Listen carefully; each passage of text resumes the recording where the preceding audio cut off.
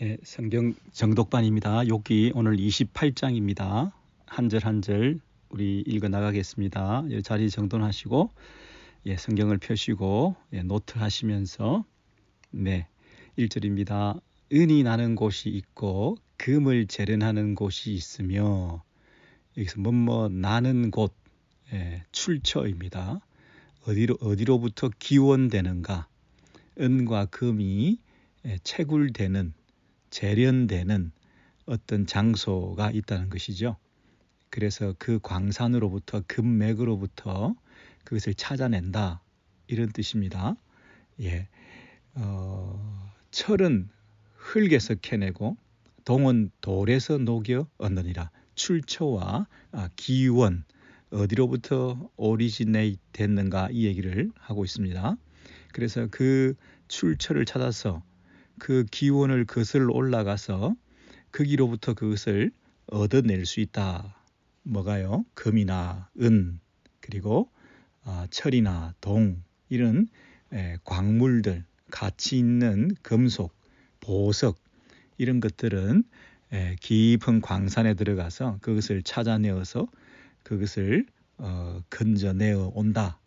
왜냐하면 중요하고 귀중한 것들이기 때문에 그 출처와 기원을 찾아서 들어가 그곳이 깊은 곳에 있다 하더라도, 어둠에 있다 할지라도 사람들은 그것을 끝까지 탐지해서 찾아내어 오는 것이 아니냐, 이렇게 얘기합니다.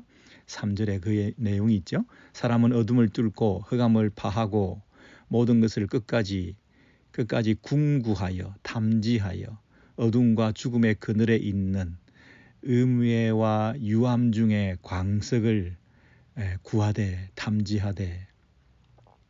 여러분, 사람의 손길이 닿지 않은, 한 번도 사람이 찾지 않았던 그 어둠 속에, 그 누구도 알지 못하던 곳에 그 사망의 그늘에 있는 것과 같은 죽어 있었던 그것들을 살려내는, 그래서 사람은 어떤 귀한 것을 반드시 찾아내고야만은 속성을 가졌다는 것입니다. 어둠을 뚫고 끝까지 온갖 장벽을 넘어서, 그리고 포기하지 않고 끝까지 그것을 찾아내어 온다, 이렇게 말하죠. 광부들은 땅속을 깊이 파고 들어가서 땅이 아무리 캄캄해도 그 캄캄한 데에서 광석을 캐어내어 온다. 샅샅이 파내어 엄침한 데서 그것을 건져 땅속 깊은 곳을 파헤쳐서 반드시 그것을 건져내어 온다, 채굴한다, 그런 뜻이죠. 4절입니다. 그는 사람이 사는 곳에서 멀리 떠나, 뭐 일상적인 생활 영역 근처에서가 아니라 저 멀리 있다 하더라도, 저 험한 산에 있다 하더라도 사람이 사는 곳에서 멀리 떠나 갱도를 깊이 뚫고 구멍을 깊이 뚫고 발길이 닿지 않는 곳, 사람이 손을 뻗칠 수 없고 사람이 발길로 다다를 수가 없는 저 속 깊은 곳에 있는 데까지도 들어가서, 그 말이죠. 그리고 심지어 대롱대롱 매달려서 사람이 없는 곳에 매달려 흔들리느니라. 그러니까 위험을 감수하고 간신히 몸을 숨겨서 그 속에 들어가기도 하고, 또 이 떨어질 수도 있는 또 위험한 그런 산자락에서도 그 구멍을 찾아내기 위해서 매달려 있기도 하고 하는, 어떤 방법을 동원해서라도 어떤 금을 찾아가지고 보물을 찾기 위해서, 심지어 여러분 이 꿀을 찾아가지고, 우리 꿀을 찾아내는 분들, 자연산 꿀을 찾아내는 분들 여러분 보신 적 있습니까? 계곡에 담벼락에 바위 그 옆에 붙어가지고 그것을 잘라내기 위해서 대롱대롱 매달려 있는 그런 거 우리 보시지 않았습니까? 사람 사는 곳에서부터, 인가에서부터 인기척도 없는 곳에까지 가서 구멍을 뚫고 들어가서 혼자 대롱대롱 매달려서 그것을 간신히 기어이 찾아내고야 만다는 것이죠. 5절입니다. 음식은 땅으로부터 나오나 그 밑은 불처럼 변하였도다. 여러분, 음식은 땅으로부터, 땅 위에서는 식물이 자란다. 음식은 땅으로부터 나오나 지면에서는 식물을 내나 그 밑은 지하는 불처럼 변하였도다. 그 안에는 뭐 용암처럼 땅속은 깊은 곳에서 들끓고 있다. 땅 지표 위에서는 이 양식을 만드는 식물들이 자라고 있는지 모르지만 그 속 지하에는 지금 이 용암으로 들끓고 있는 불처럼 변화하고 있는 이런 지하에서는 우리가 생각할 수도 없는 손으로 다다를 만질 수도 없는 발길로 닿을 수도 없는 그런 일들이 그 안에 일어나고 있는데 그 안에서 이런 작용과 이런 현상들로 인해서 보물들이 숨어 있고 겉으로 태연해 보이지만 지표 위에는 지하 깊은 곳에서는 엄청난 어떤 일들이 일어남을 통해서 온갖 보물들이 숨어 있을 수도 있다. 우리가 생각하지 못했던 일들이 지하에서 일어나고 있는데 그것을 우리는 찾아내려고 얼마나 애를 쓰냐. 6절입니다. 그 돌에는 청옥이 있고 사금도 있으며, 그렇죠? 그 바위 밑에는, 그 땅 밑에는 그 우리가 파내려간 그 깊은 안반 안에는 별일이 다 일어나는데 그 중에 참으로 번쩍번쩍하는 사파이어나 또 이 금가루나 이런 돌가루가 아니라 그 사금이 섞여 있다는 거예요. 돌에 금이 섞여 있는 청옥도 있고 사금도 있고 그래서 그 보물을 파내기 위해서 사람들은 애를 쓴다는 거죠. 근데 일반 동물들이나 새는 그렇게 높은 곳에서 날아가서 어디서 무슨 일이 일어나고 있는지 다 아는 것 같은 새도 솔개도 그 길을 알지 못하고 저 하늘 위에서 맴돌면서 온갖 것을 살피고 있는 매의 눈, 아주 날카로운 매의 눈도 그 길을 알지 못한다. 지혜가 그러니까 보석이 이 금강석들이 보물들이 어디에 숨어 있는지 그들은 찾아내지 못한다는 거죠. 그렇죠? 심지어 8절에는 사자들도 용맹스러운 짐승들도 그곳에 깊은 곳에 그 계곡에 그 갱도 안에 또 그 금은 보화가 들어있는 곳을 그들이 직접 찾아낼 수도 없고 거기에 갈 수도 없는 새들도 볼 수도 없고 찾을 수도 없고 짐승도 아무리 용감해도 그것을 볼 수가 없고 찾을 수가 없는 그런 곳이지만 9절입니다. 사람이 굳은 바위에 손을 대고 산을 뿌리까지 뒤엎었으며 그런 오래 찾아다니는 짐승이나 용감하고 무서운 용맹한 이 사자나 하늘에서 모든 걸 다 내려다보고 있는 것 같은 이 새들도 그것을 찾을 수가 없지만 사람은 굳은 바위에 손을 대고 이 바위도 깨트리고 단단한 돌산도 기어이 부숴뜨려서 그것을 깨고 들어가 산을 뿌리까지 뒤엎으며 뭡니까? 그 산을 완전히 뒤엎어 놔서 해집어 놓고 광물을 캐내기 위해서 산을 반토막 내고 그 속에 있는 걸 다 끄집어내기 위해서 다 엎어 놓을 정도로 사람들은 그 물질에 대해서 추구하는 그 집착과 기술과 또 그 능력이 동물들보다 더 대단하다는 거죠. 그만큼 귀중한 것을 찾기 위해서 애쓰는 모습은 사람을 따라갈 수가 없다는 거죠.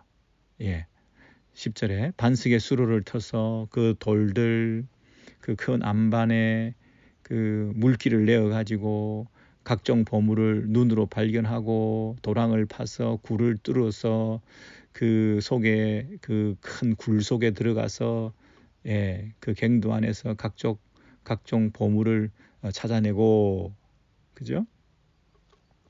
11절에 누수를 막아 스며 나가지 않게 하고 물이 새는 것을 막아 가지고 이 귀한 것들이 물이 안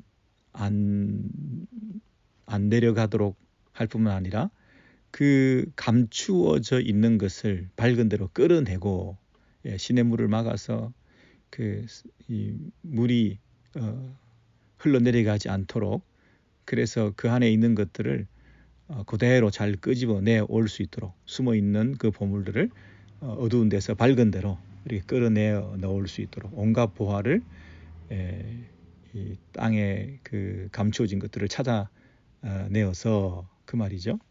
네. 이렇게 인간은 그 출처와 기원을 쫓아서 귀한 보물들을 땅속 깊은 곳에까지 내려가서 다른 새들이나 짐승도 할 수 없는 것을 결국은 그걸 파내고야만은 대롱대롱 매달려서라도 어찌해서라도 그 안에 들어가서 온갖 방법을 동원해서 산을 다 뒤집어 놓고서라도 그 안에 있는 것을 끄집어내오는 심지어 물길까지 바꾸어 가지고 그 안에 있는 것들을 끄집어내 오려고 그렇게 애를 쓰는 온갖 수고를 다하는 인간들이지만 지혜는 찾을 수가 없다는 거죠. 12절입니다. 그러나 지혜는 어디서 얻으며 명철이 있는 곳은 어디인고. 그 출처와 기원에 대해서 참 우리가 그 광물들이 솔직히 인간이 그 안에 금이 있는지 어떻게 알겠습니까? 근데 고래로부터 많은 인간들이 그 광산업에 종사하면서 골드러시를 이루어서 금을 찾기 위해서 몰려 들어오면서 여러분 이 금에 대한 욕구 이건 대단한 거잖아요. 반드시 그 어딘가에 있는 것을 찾아내고야만은 그런 중장비 기술이나 탐지 기술이 발달하지도 않았을 그 옛날부터 사람들이 그것을 찾아내기 위해서 그렇게 집요하게 온갖 수고를 다하여 그래도 끝까지 찾을 때까지 찾아내는 그런 열정을 가진 사람들이 지혜에 대해서는 지혜가 어디에 있는지 그 출처와 기원이 어디에 있는지 그리고 그 지혜를 어디서 찾을 수 있을 것인지 그리고 그것을 찾으려고 애를 쓰는 노력도 보이지 않고 그 지혜에 대해서는 왜 그렇게 둔감하냐. 보물보다 더 소중한 지혜 아니냐. 지혜를 찾는 것이 더 우리에게 절실한 건데 보물은 그렇게 찾으면서 왜 지혜는 찾지 못하고 어디 있는지도 모르고 있는 게 우리의 인간의 연약성과 한계다 이 얘기죠. 이 욥이 왜 지금 지혜를 찾아야 된다 이렇게 얘기를 하고 있죠. 지혜라고 하는 것은 세상의 이치 또 어떤 문제를 만났을 때 그것에 대한 대처 능력 뭐가 지혜로운가 어떻게 대처하는 것이 옳은가 이 세상의 선과 악의 기준은 뭔가 이 세상이 돌아가는 경영 원리라고 하는 이 세상이 어떤 질서 하에서 세상이 움직이고 있나 하는 이런 총체적인 일반적인 어떤 원리 이런 것들을 찾아내야 되는 거잖아요. 그게 지혜입니다. 그런데 욥은 이 지혜가 지금 절실하잖아요. 왜냐하면 일반적인 인과응보의 원칙으로 선과 악의 어떤 기준으로 세상이 잘 돌아가고 있다고만 할 수 없는 삐걱거림이 어떤 하나의 틀로서만 설명될 수 없는 복잡 미묘한 이런 세상의 모습을 지금 직면하고 본인이 고난을 당하면서 의로운 자가 고난을 당하고 악인이 형통하고 있는 이 모든 세상의 부조리와 불의한 현실을 눈으로 목도하고 그것을 실제로 자기가 경험했을 때 도대체 이 세상 우주 만물을 섭리하고 지배하고 다스리시는 그 어떤 이 세상의 원리라는 게 있을 텐데 그 지혜에 대해서 절실히 찾아 나서는 거죠. 이 지혜를 찾지 않는다는 것은 현재 자신의 문제에 대해서 큰 그 문제 의식을 가지지 못하고 이렇게 저렇게 아무렇게나 바람 부는 대로 또 남의 말에 귀 기울이면서 남이 이때 이렇게 얘기하면 그런가 보다 또 저렇게 해석해 주면 그게 해석이 맞는가 보다 하고 왔다 갔다 하고 있는 꼴밖에 안 되는 거죠. 욥의 친구들이 욥아 네가 이번에 고통을 그렇게 당하는 것은 이러이러한 이유야. 인과응보의 틀 안에서 네가 지은 죄 때문에 네가 회개하지 않았기 때문에 이런 벌을 받은 거야 라고 하는 그 지혜 그 단순한 지혜의 틀 안에서 욥이 더 궁극적인 지혜, 더 참된 지혜, 더 설명할 수 없는 현재 자신의 고난의 문제를 규명해 줄 수 있는 새로운 질서의 틀, 이런 것들에 대해서 잘 모르고 있을 때는 그냥 안주할 수밖에 없었던 거죠. 또 새로운 지혜를 굳이 찾아 나설 필요가 없었던 거죠. 그런데 이 욥은 고난당하는 신자, 어려운 삶을 살았던 자가 고통을 당하고 재앙을 만났던 자신의 입장에서 이 지혜를 찾는 게 너무나 절실했던 거예요. 이 어떤 기존의 틀로는 일반적으로 말하는 그들의 친구들의 지혜로는 해결할 수 없는 어떤 새로운 그 지혜의 틀을 찾지 않으면 견딜 수가 없는 거예요. 그러니 이 간절함을 가지고 지혜를 찾아 나선 거죠. 아무데도 없다는 거죠. 아무데도 이 문제를 설명할 수 있는 그 궁극적인 이 세상의 이치와 질서를 우리가 설명할 수 있는 그 지혜라고 하는 것을 욥은 찾을 수가 없는 거죠. 여러분, 이게 우리들의 숙제이기도 하고 또 정직하고 솔직한 고백이기도 합니다. 여러분, 우리가 돈은 찾고 광산의 금은 찾으려고 애를 쓰고 있는 것이 인간의 본래의 모습인데, 과연 우리는 이 궁극적인 지혜를 찾기 위해서 애를 쓰고 있습니까? 이 세상을 보면서 다 설명할 수 없는 그 많은 문제들을 맞닥뜨리면서 왜 이런 일이 일어나는가에 대한 질문을 해보시면서 그냥 한번 질문을 했지만 뭐 어쩔 수 없지, 뭐 그런가 보다, 이렇게 넘어갈 것이 아니라 이 모든 일들에 대한 해석의 틀을 찾기 위해서 고민해 보셔야 되지 않겠습니까? 욥이 지금 그 부분을 얘기하고 있는 것입니다. 그래서 정말 찾을 길 없는 지혜, 이 명철, 이걸 어디서 찾을 수 있단 말인가? 그런 질문을 한 것입니다. 자, 12절을 여러분 동그라미를 치시고요. 그러나 지혜는 어디서 얻으며 명철이 있는 곳은 어디인가? 이렇게 질문했습니다. 13절, 그 길을 사람이 알지 못하나니 사람 사는 땅에서는 찾을 수 없구나. 자, 이 세상 이치를 설명할 수 있는 그 궁극적인 지혜라고 하는 것은 사람이 알지 못한다, 이렇게 말하고 있습니다. 그 지혜를 사람이 알 수 없다. 그리고 그 지혜를 사람이 사는 땅에서는 찾을 수 없다. 12절의 질문에 대한 답을 13절에 이렇게 하고 있습니다. 지혜는 어디서 얻으며 명철이 있는 곳은 어디인가? 어디 있느냐? 근데 사람은 알지 못하고 사람이 사는 영역에서는 그것을 발견할 수 없다. 이 세상 안에서 이해되고 사람들이 설명할 수 있는 그 일이 아니다. 지혜라고 하는 것은, 진정한 지혜라고 하는 것은 우리 안에서 발견될 수 있는 것이 아니다. 우리가 생각하고 우리가 찾아가지고 나서서 그걸 발견해낼 수 있는 것이 아니더라. 이렇게 말하고 있습니다. 금속과 광물과 보석은 우리가 사는 땅 안에 있습니다. 그리고 우리가 그것을 찾아서 나서서 그것을 찾아낼 수 있습니다. 근데 이 참 지혜라고 하는 것은 사람이 그것을 알 수가 없고 사람이 그것이 어디 있는지 알 수가 없을 뿐더러 우리가 살고 있는 세상 안에, 사람 사는 땅 안에서는 그 궁극적인 지혜를 우리가 그 안에서는 찾을 수가 없다. 이렇게 말합니다. 그래서 14절에 보시면 이 땅 안에 있는 그 깊은 물, 땅뿐 아니라 깊은 물이 이르기를 내 속에 있지 아니하다. 바다가 이르기를 나와 함께 있지 아니하다. 이 땅뿐 아니라 깊은 바다 속에는 그 지혜가 어딘가 숨어 있을까?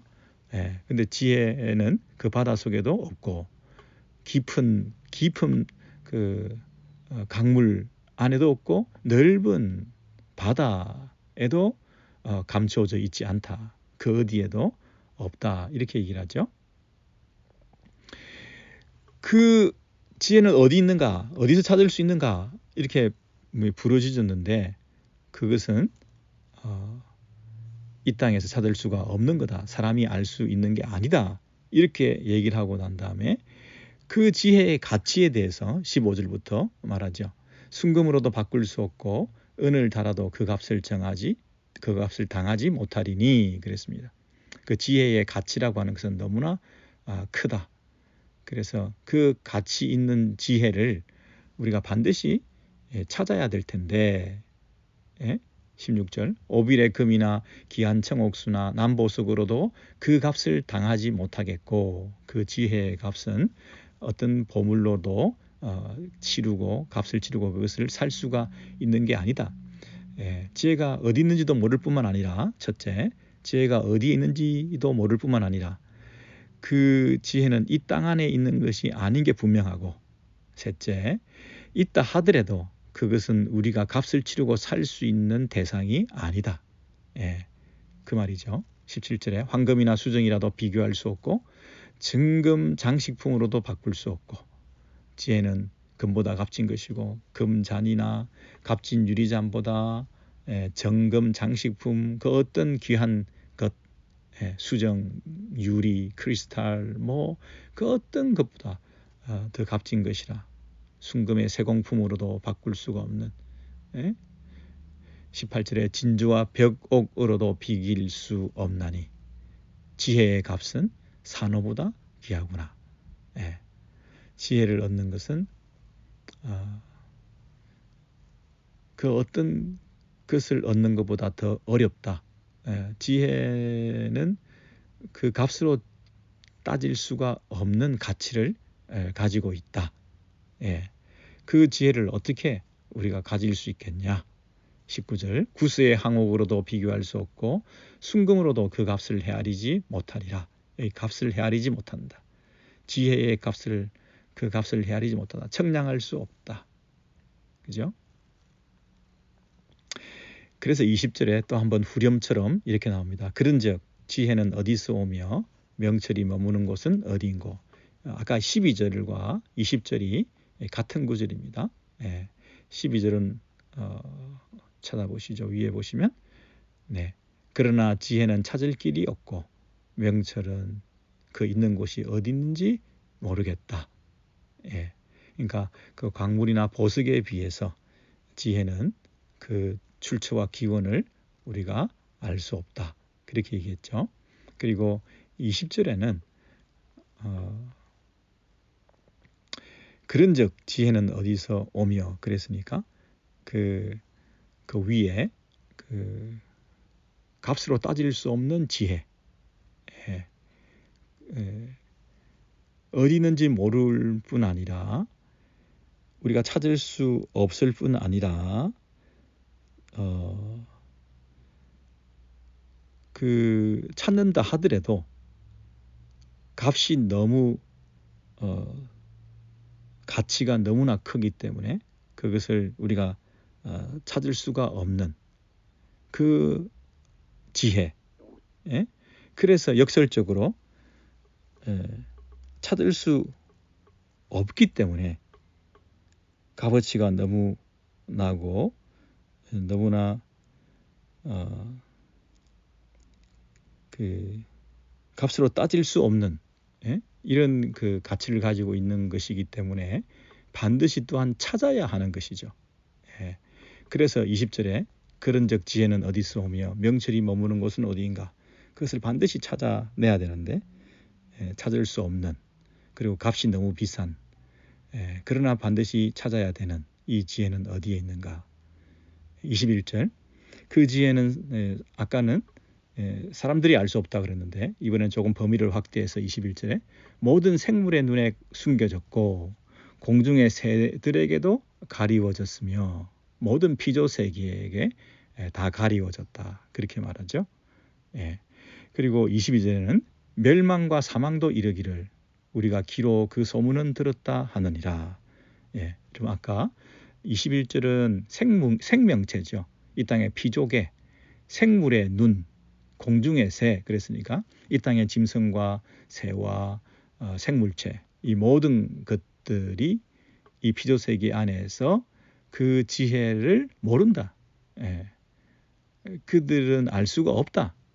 이렇게 말했습니다. 근데 이 생명체와 반대되게 22절에는 사망 그랬습니다. 멸망과 사망도 이렇게 말합니다. 우리가 귀로는 들었다. 소문은 들었다. 풍문으로 들었소. 이렇게 말하죠.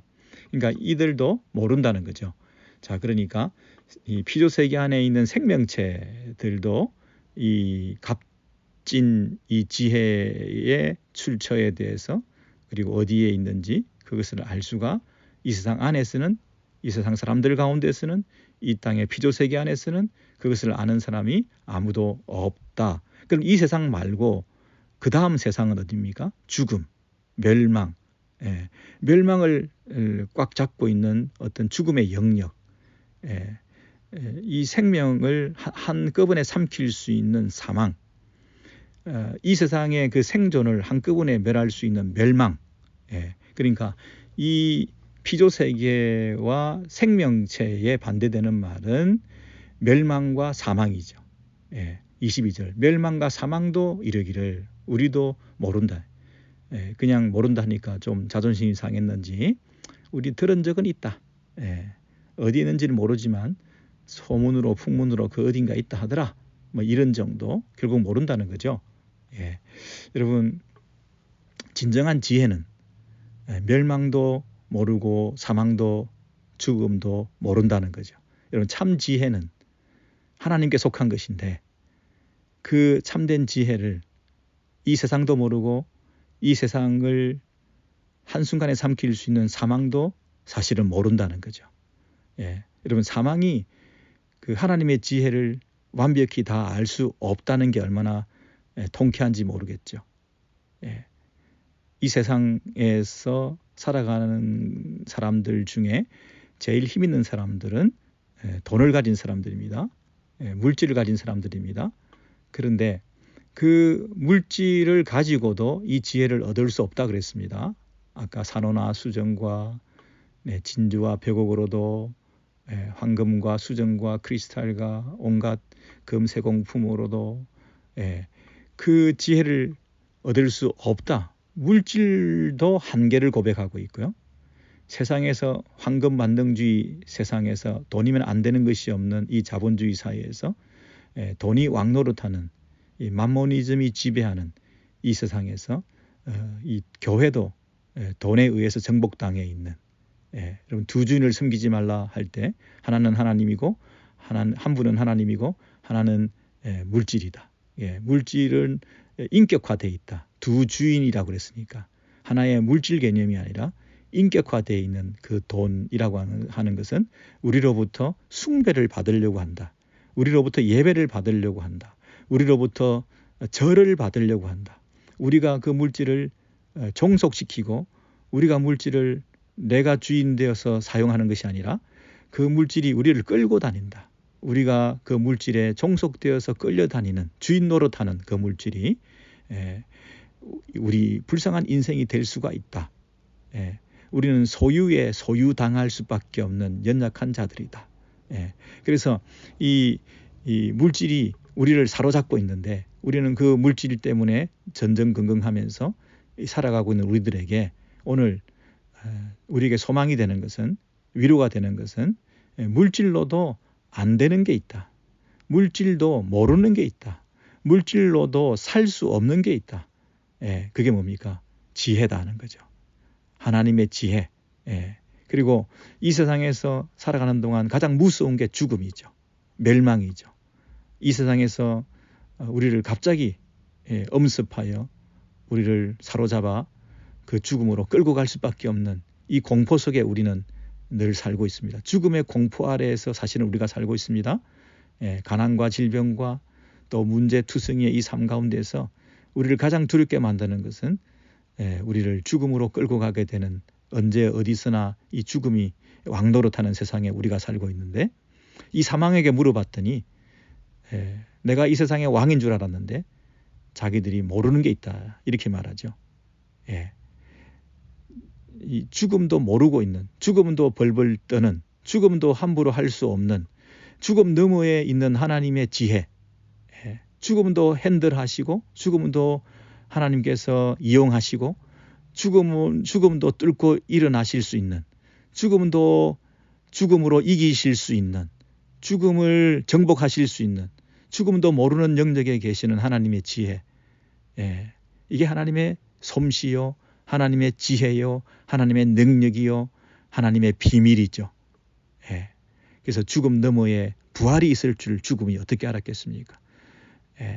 예수 그리스도 그분의 죽으심으로 말미암아 죽음을 박살내는 그 일을 십자가에서 허락하신 걸 그들이 어떻게 알았겠습니까? 죽음으로 죽음을 이겼다. 사망으로 사망을 이겼다. 예수 그리스도의 사망 사건을 통해서 그 십자가에서 사망이 박살나는 죽음의 근세를 깨뜨리시고 부활하시는 그 하나님의 지혜, 그 하나님의 십자가의 지혜를 통해서 우리들을 살리시는 그 모든 것을 대역전시키시고 전환시키시고 새로운 출발을 있게 만드시고 세상의 부조리와 불의한 것들이 뒤집어지게 만드시고 모든 것을 보상하고 갚아주시며 회복하시고 그리고 이 세상의 그 질서를 바로잡으시는, 이 땅에 있는 그 모든 것이 흐트러지고 깨어지고 변질되고 왜곡되고 있는 이 세상의 그 모든 질서를 단번에 사로잡으시는, 바로잡으시는 그 예수님의 그 십자가 사건, 그 속에 있는 하나님의 무한하신 지혜, 그걸 어떻게 사망이 알겠습니까? 어디서 들은 바는 있다, 뭐 그런 게 있나 보더라 라고 하고 있는 거죠. 여러분, 그 22절까지가 소문은 들었다, 사망도 모른다. 뭐를요? 하나님의 지혜에 대해서는 모른다. 이 욥이 찾고 있는 지혜, 세상의 궁극적인 이치, 이 땅에 일어나고 있는 그 모든 일들을 설명할 수 있는 어떤 그 질서의 근거, 문제를 만났을 때 뭐 어떻게 대처하는 것이 지혜로운가, 나에게 일어나는 그 일들에 대해서 원인이나 좀 알고 이 문제를 당하자 할 때 그 어떤 원인, 궁극적인 원인, 이것이 질서 아닙니까? 그걸 모른다는 거죠. 왜 죽는지도 모르고 죽는 거예요. 우리가 병이 났을 때 병의 원인이나 알고 고통당하면 좋겠다. 계속 고통을 당하는데, 계속 통증이 있는데 이 통증이 어디로부터 오는지를 모르고 이 통증을 계속 당하고 있으면 병명이라도 규명하는 것이 우리의 마음의 소원이잖아요. 이렇게 죽어가다가 이유도 모르고 죽는다는 게 얼마나 억울한 일입니까? 이유라도 알고 죽고 싶다. 병명이라도 알고 죽고 싶다. 이게 우리의 솔직한 심정이잖아요. 이 땅에서 일어나고 있는 문제들, 내게 닥쳐 있는 재앙들, 원인도 알 수 없이 영문도 모르고 과도한 고통을 당하는 이런 억울하기도 하고 분하기도 하고 설명할 수 없는 이런 인생의 재난 상황 앞에서 이런 일이 왜 내게 일어나는지에 대해서 이유라도 좀 알고 이 일을 당하면 덜 억울하기라도 하겠다. 이 얘기 아닙니까? 그 지혜를 찾는다. 이 지혜 찾음에 절실한 게 욥 아닙니까? 그러니까 욥처럼 우리도 이 지혜를 찾아야 된다는 거예요. 왜냐하면 지금 우리가 당하고 있는 일이 어떤 기존의 틀로 다 설명될 수 없는, 인과응보의 틀로는 다 설명할 수 없는 것이기 때문에 우리가 선악과를 따먹기도 했습니다. 바벨탑을 쌓기도 했습니다. 우리가 그 뭔가 궁극적인 이유를 찾기 위해서 그 일들을 자행하고 정말 온전한 그 지혜에 이르기 위해서 그 선악과를 따먹으면 내가 지혜를 얻을 줄 알고 하나님처럼 될 줄 알고 모든 것을 다 알게 되고 나를 기준으로 해서 선과 악을 분별할 수 있게 될 줄 알고 바벨탑을 쌓으면 하늘까지 그것이 닿아서 내가 하나님처럼 되고 이 세상을 정복하는 그런 행복과 이 승리를, 성공을 이룰 줄 알고 우리는 그렇게 살아왔는데 그게 다가 아니더라는 거죠. 이 세상 안에서는 아무리 바벨탑을 쌓아도 이 세상 안에서는 진정한 만족과 행복을 그리고 참된 지혜를 얻을 수 없다는 것을 우리가 절감하면서 이제 우리의 지혜는 어디 있는 것인가? 현재 여러분 우리가 닥쳐 있는 여러 가지 억울한 일들이 많지 않습니까? 병도 나고 장애도 입고 사고도 나고 관계에 악화도 있고 억울한 일도 당하고 착한 사람이 오히려 고통당하고 어려운 사람이 문제를 더 만나기도 하고 악인이 형통하기도 하고 이런 세상에 많은 일들이 정치, 경제, 사회 모든 영역에서 일어나고 있는 이 일들에 대해서 우리가 그냥 무덤덤하게 넘어가고 재수다, 운이다, 뭐 요행이다 이러면서 그때그때 적당히 넘어갈 것이 아니라 욥의 친구들이 와서 말해주는 대로 그렇구나 아멘 하고 회개하고 또 때로는 또 원망하고 때로는 뭐 순응하고 그렇게 해서 그때그때 그들의 어드바이스를 받으면서 목사님들이 설교해 주시는 대로 한 번은 회개하기도 하고 한 번은 이 뭐 헌금을 하기도 하고 뭐 또 더 헌신을 다짐하고 더 열심을 내고 그래서 응분의 그 보상 심리에 의해서 그것들을 설명해 가면서 종교적인 열광주의에 빠져서 내가 스스로 자기 만족을 추구하고 이러면서 그 허전함을 달래보기도 하고 내 마음에 공허하고 헛된 그런 부분들을 채우기도 하고 뭐 그런 방식으로 계속 살아갈 것인지 아니면 진짜 지혜가 있는가 이 모든 것을 규명하고 설명할 수 있는 지혜를 찾아 나서야 될 거 아닙니까? 그런데 이 세상 안에는 없다. 사람들은 모른다. 모든 피조 세계에 있는 짐승들도 모른다. 그리고 이 세상의 왕인 사망에게 찾아가서 물어봐도 나는 그저 들었는데 잘 모를 뿐이다. 이렇게 얘기를 한다는 거예요. 그러니까 아무데도 없다는 거죠. 아무도 모른다는 거죠. 이 피조 세계 전체 영역 가운데서 이 진정한 지혜는 이 세상 안에 없다는 것을 절감하게 되었을 때 이제 단 한 가지 길은 그 지혜의 출처와 기원은 어디에 있다는 거죠? 23절이죠. 하나님이 그 길을 아시며 결론입니다. 욥이 결국에는 아무데도 없고 모두가 모르고 심지어 이 생명의 끝자락인 사망에까지 가서 이 세상을 지배하고 있는 죽음의 세력에게 물어봐도 그들은 잘 모른다고 하니 이제는 그 사망 너머에서 이 세상 너머에서 이 피조세계 너머에서 창조주께서 그리고 영원한 생명의 원천이신 우리 하나님께서 이 땅이 아니라 이 땅을 창조하신 그분께서 이걸 알지 그 외에는 누가 알겠냐 이 결론에 도달할 수밖에 없는 거죠. 처음부터 하나님을 찾았다기보다는 이 논리적으로 설명해 가면서 이것도 아니고 저것도 아니고 이것도 아니고 그 어떤 것도 아니고 이 땅에는 소망이 없다면 결국에는 하나님 그분밖에 이걸 아시는 분이 없다. 이 결론에 도달하게 된 거죠. 이것이 욥의 어떤 신앙입니다. 근데 이게 맹목적인 신앙이 아니라 논리적이기도 하고 또 이 자신의 이 경험적인 근거에 의해서 이 출처와 기원을 추구하고 쫓아가는 그 탐지 능력을 따라서 더듬이를 세우고 그 지혜가 어디 있는가라고 모든 수단과 방법을 다 동원해서 자기가 찾아간 거죠. 문제는 그것을 찾으려고 하는 열정이 있었다는 거죠. 우리하고 다른 점은 우리는 더듬이를 세우지 않습니다. 그냥 이런 정도로 그냥 대충 신의 뜻으로 종교적인 어떤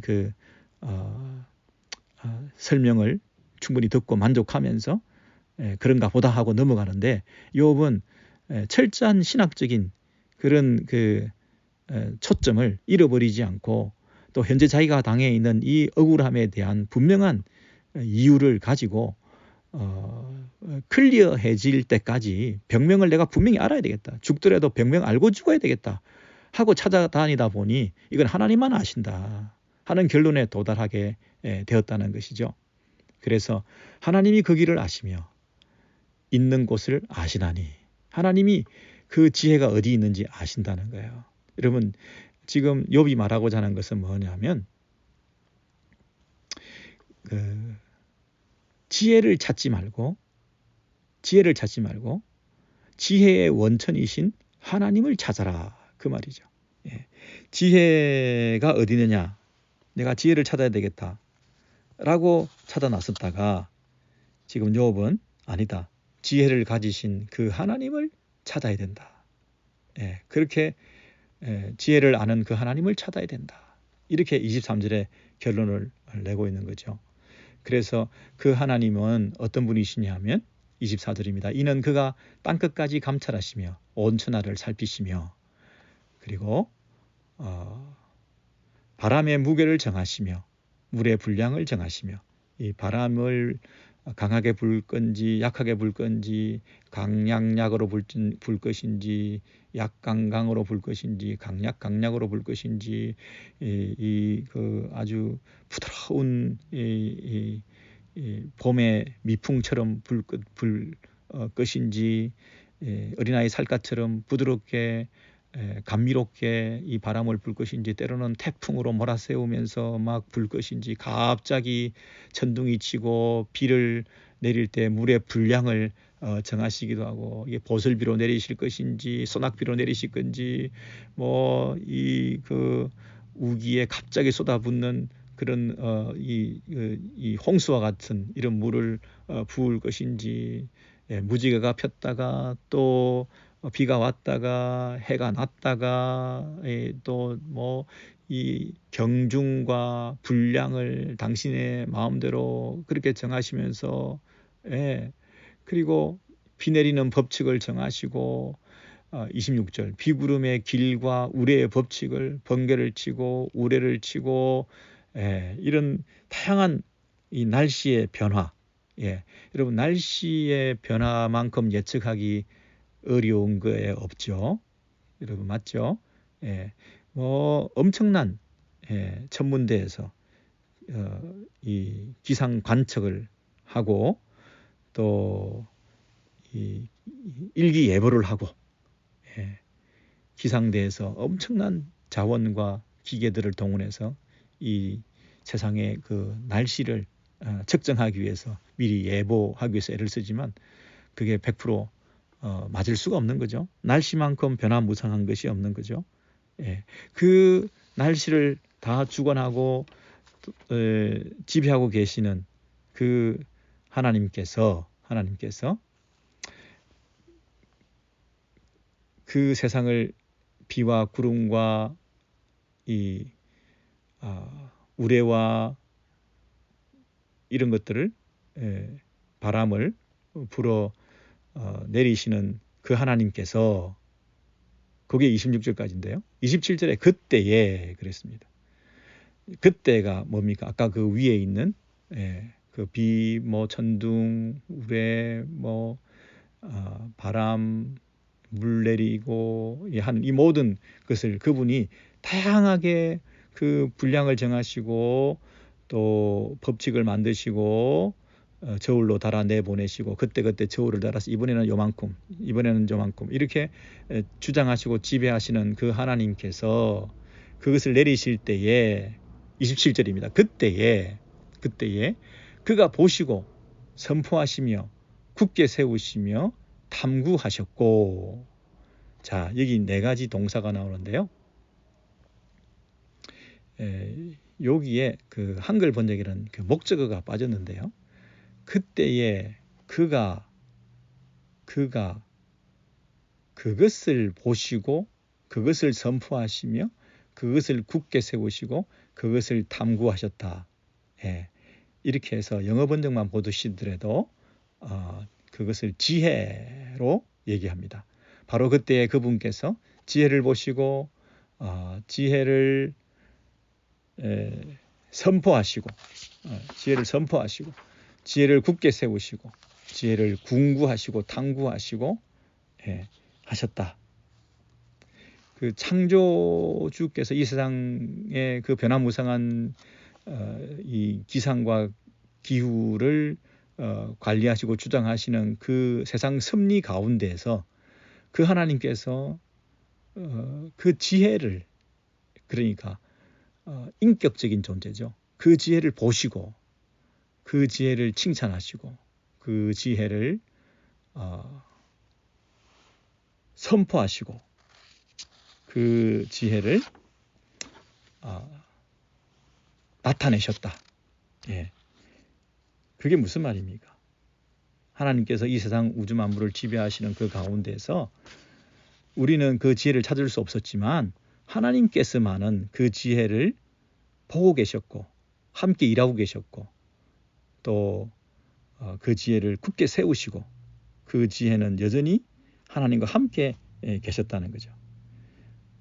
하나님께서는 그 지혜를 가치 있다 선포하시고 이게 뭡니까? 마치 이 보석을 찾는 그 금원을 찾는 그 광맥을 찾는 그 보석상이나 이 광산업자가 채굴업자가 그것을 찾아내면 가장 귀한 것을 찾아낼 때 그걸 보고 와, 이 가치 있다가 선포하고 와, 이거 정말 좋은 거라고 귀하게 생각하고 그걸 탐구하고 이거 진짜인가 아닌가 이 테스트 해보고 함을 통해서 이 광산 채굴 광맥 찾아내는 활동 가운데 그 귀한 것을 귀한 것으로 여기게 되는 것처럼 그런 뜻입니다.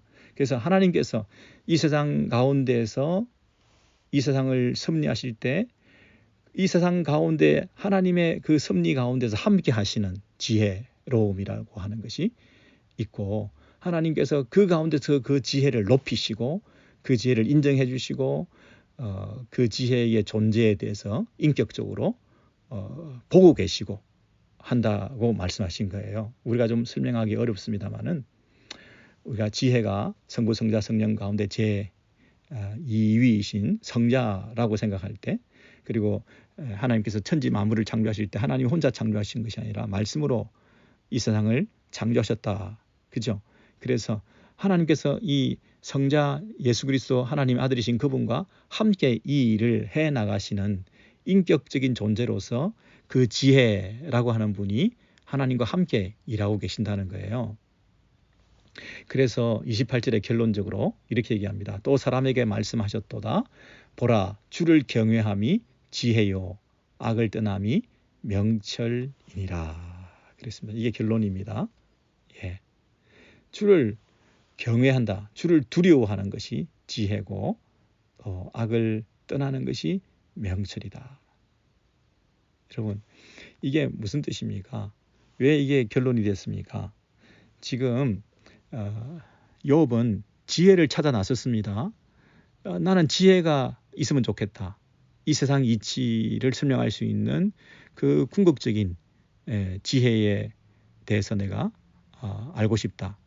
검은 보화를 찾는 것처럼 이 지혜는 어디에 있는가? 그 출처와 기원이 어딘지 알면 내가 찾아 나설 텐데 그리고 현실적으로 나는 그게 너무 필요하다.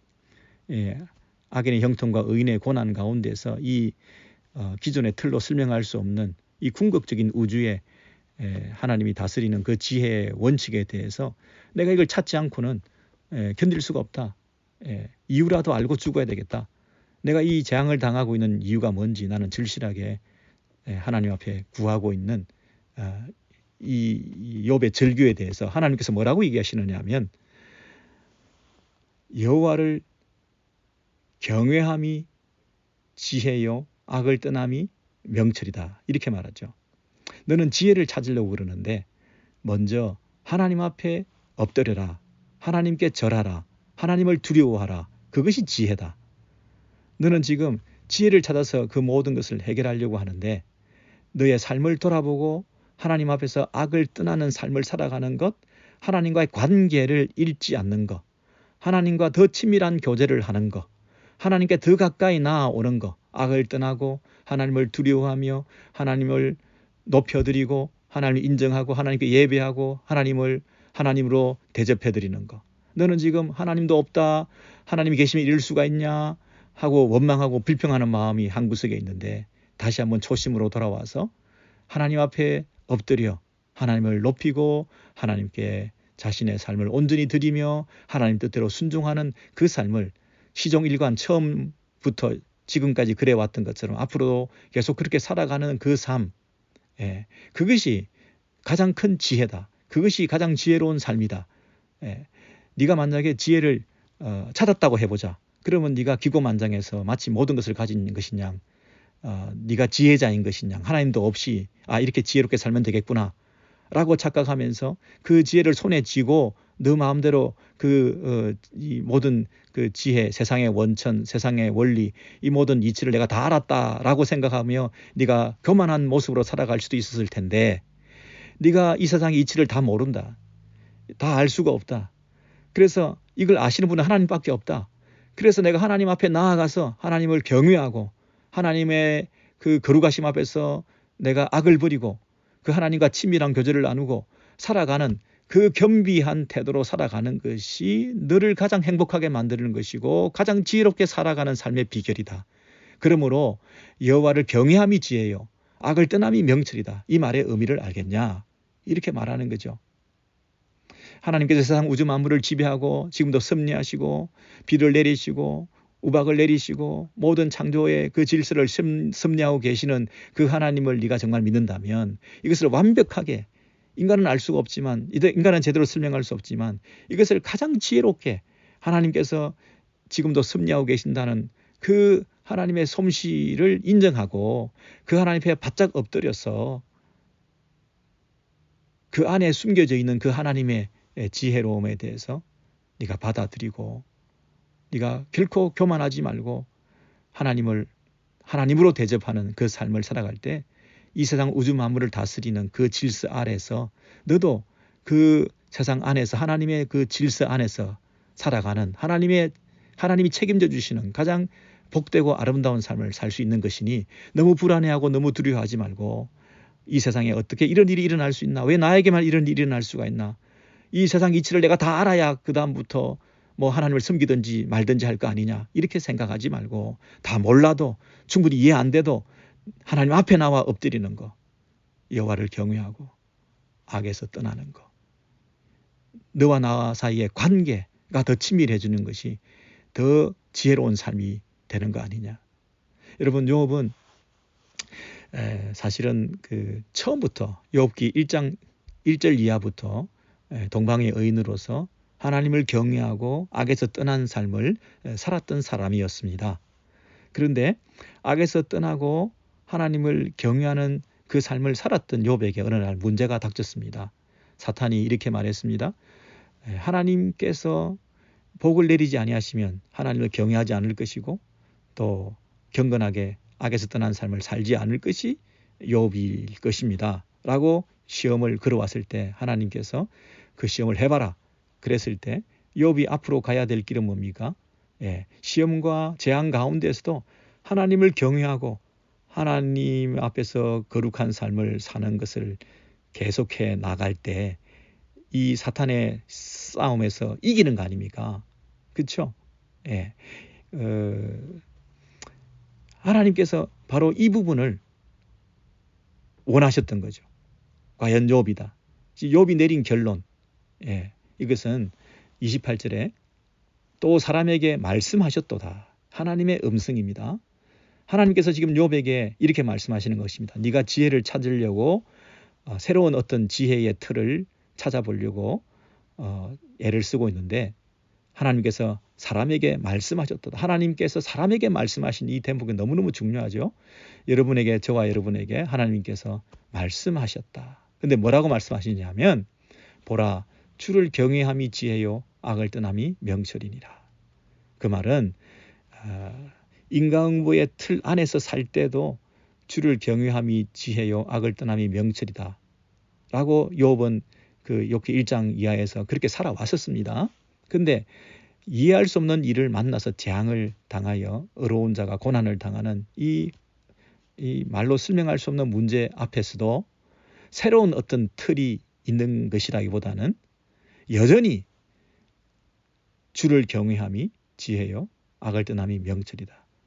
똑같은 새로운 틀이라기보다는 새로운 어떤 지혜가 있는 것이 아니라 그때나 지금이나 우리는 동일하게 하나님과 아름다운 교제와 친밀한 사귐을 가지며 그분을 높이며 살아가는 그 삶의 태도는 똑같다는 것입니다.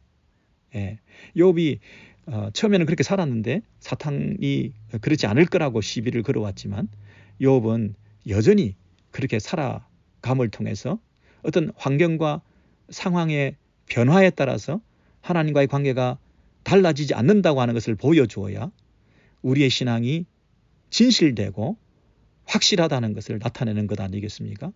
그래서 하나님께서 우리에게, 욥에게, 사람에게 말씀하시는 것입니다.